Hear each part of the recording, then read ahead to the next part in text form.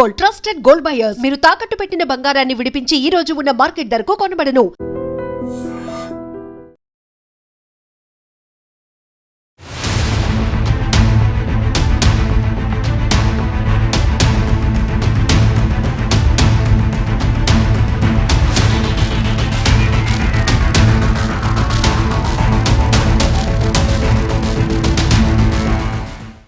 కూకట్పల్లిలో సంచలనం రేపినటువంటి కేస్ అంటే రేణు అగర్వాల్ను అత్యంత దారుణంగా హత్య చేశారు. ఇంట్లో పని వాళ్ళే హత్య చేశారు అనే వార్త మనం విన్నాం. 3 రోజులు అవుతోంది. నిందితుల కోసం పోలీసులు గాలిస్తున్నారు అనేటువంటిదే మనం ఇప్పటి వరకు చూసాం. ఎట్టకేలకు ఈ కేసుకి సంబంధించి పోలీసులు ఈ నిందితులు ఎవరైతే ఉన్నారో హర్ష అట్లాగే రోషన్ని పోలీసులు జార్ఖండ్లోని రాంచీలో అరెస్ట్ చేసిండ్రు. అట్లాగే ఇద్దరిని హైదరాబాద్కి ప్రస్తుతం అయితే తరలిస్తున్నట్టు మనకున్నటువంటి సమాచారం. యాక్చువల్లీ ఈ రాకేష్ అగర్వాల్ అట్లాగే రేణు అగర్వాల్ వీళ్ళు ఫతేనగర్లో స్టీల్ షాప్ ఉంది వీళ్ళు ఓనర్స్ అనమాట. అట్లాగే వీళ్ళకు కొడుకు అట్లాగే కూతురు కూడా ఉంది. కూతురు వాళ్ళ దగ్గర ఉండదు, ఆమె వేరే రాష్ట్రాల్లో చదువుకుంటుంది. కొడుకు మాత్రం శుభం, ఆయన పేరు వచ్చేసి ఇక్కడే అంటే వీళ్ళతో పాటే ఉంటున్నాడు. ఈ స్టీల్ షాప్కే తండ్రి కొడుకు కూడా వెళ్ళిపోతూ ఉంటారు. వీళ్ళది ఎగ్జాక్ట్లీ స్వాన్ లేక్, వీళ్ళ అపార్ట్మెంట్ వచ్చేసి Swan Lake apartment, 13th floor. Roshan ఎవరైతే ఈ పని అతను ఉన్నాడో, ఫస్ట్ ఈ రోషన్ అనే వ్యక్తి ఎవరైతే ఉన్నాడో అతను 9 సంవత్సరాలుగా ఇక్కడే పనిచేస్తున్నాడు కాబట్టి నమ్మకం కుదిరింది. వీళ్ళందరూ కూడా ఒక ఏజెన్సీ ద్వారా ఇక్కడికి వచ్చి, ఎస్పెషల్లీ ఈ అగర్వాల్ ఎవరైతే ఉంటారో ఈ అగర్వాల్స్ అందరూ కూడా కోల్కతాకు సంబంధించిన శంకర్ ఏజెన్సీ అని ఒక ఏజెన్సీ ద్వారానే ఇట్లా ఇంట్లో పని కోసం కావచ్చు, డ్రైవర్స్గా కావచ్చు, లేదంటే మేడ్స్గా కావచ్చు, వంట మనుషులుగా కావచ్చు, ఇట్లా వీళ్ళందరికీ కూడా ఈ పని వాళ్ళని సమకూరుస్తూ ఉంటాడు.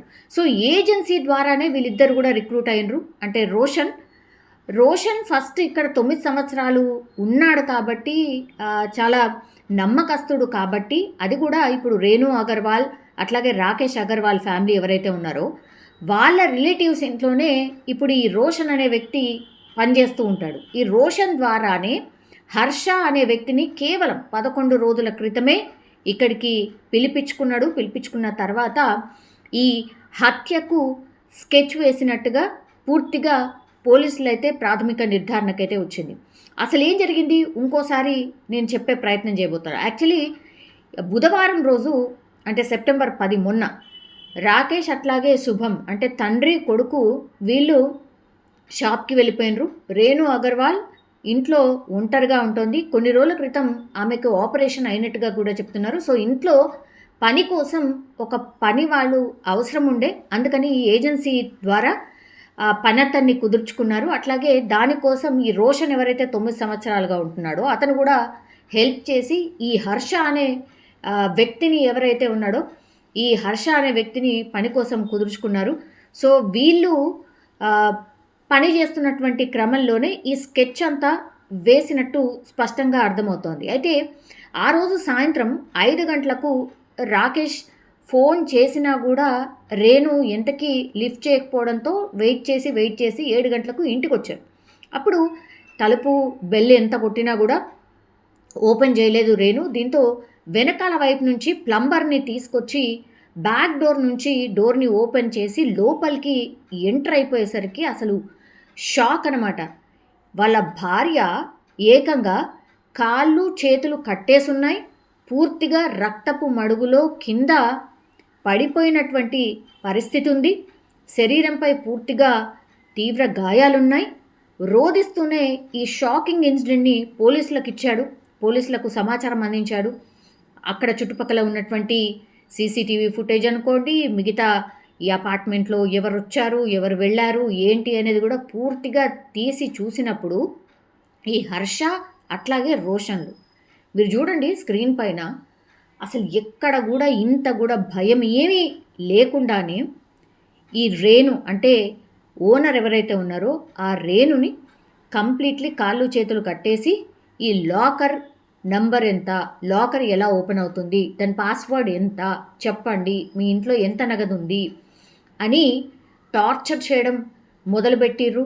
ఆ తర్వాత అరిస్తే చంపేస్తామని బెదిరించిండ్రు, కాళ్ళు చేతులు కట్టేసిండ్రు, ఇంట్లోనే కూరగాయలు కోసే చాకు, అట్లాగే ఇంట్లో ఉన్నటువంటి కత్తెర, దెన్ వాళ్ళ ఇంట్లోనే కుక్కర్తోని ఆమె తల మీద కొట్టడం, అట్లాగే పొడవడం, ఇవంతా చేసిన తర్వాత ఆమె చెప్పడానికి ఎంతకీ నిరాకరించడంతో వాళ్ళే ఈ లాకర్నంతా ఓపెన్ చేసేసి లాకర్లో ఉన్న కొంత నగదు, అట్లాగే ఆమె రేణు ఒంటి మీద ఉన్నటువంటి బంగారం కావచ్చు, తర్వాత లాకర్లో దాచుకున్నటువంటి కొద్దిపాటి బంగారాన్ని పూర్తిగా వాళ్ళ ఇంట్లోనే, అంటే రోషన్ వాళ్ళ ఇంట్లో ఉన్నటువంటి బ్యాగ్లోనే సర్దుకొని, అట్లాగే ఆమెను చంపిన తర్వాత వాళ్ళ బట్టలన్నిటి మీద రక్తపు మరకలు ఉంటాయి కాబట్టి వాటన్నిటినీ తీసేసి వాళ్ళ ఇంట్లోనే స్నానం చేసి బట్టలు మార్చుకొని బ్యాగులు తీసుకొని దర్జాగా ఈ రేణు వాడేటటువంటి బండి ఏదైతే ఉంటుందో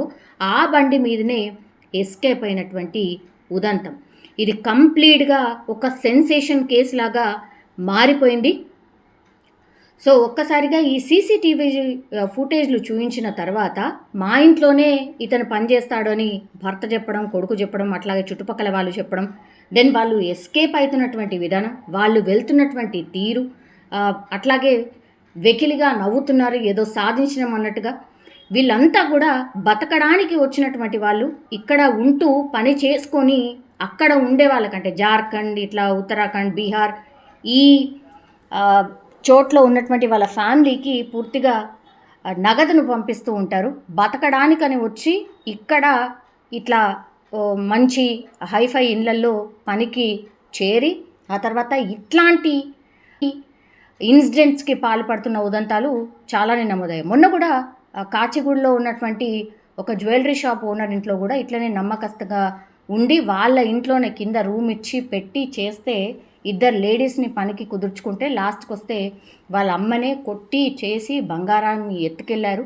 అది కూడా 1-2 కేజీలు బంగారం ఎత్తుకెళ్లారు అని ఒక 3-4 months వచ్చినటువంటి వార్త.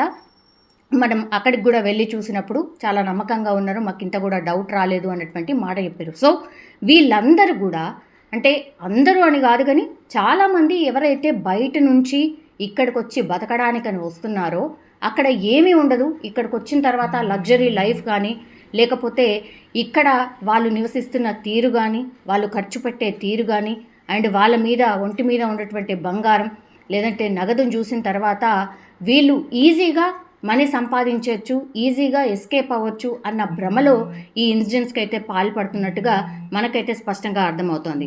సో ఇందులో కూడా అదే జరిగినట్టు చెప్తున్నారు.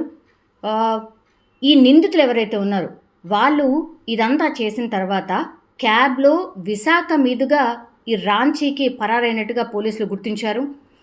సో వారిని ఎక్కించుకున్నటువంటి ఈ క్యాబ్ డ్రైవర్ ఎవరైతే ఉంటారో ఆయన సోషల్ మీడియాలో యాక్టివ్ ఉండడం, ఇన్స్టాలో వాళ్ళ ఫోటోల్ని చూశాడు కాబట్టి వాళ్ళని గుర్తించిండు.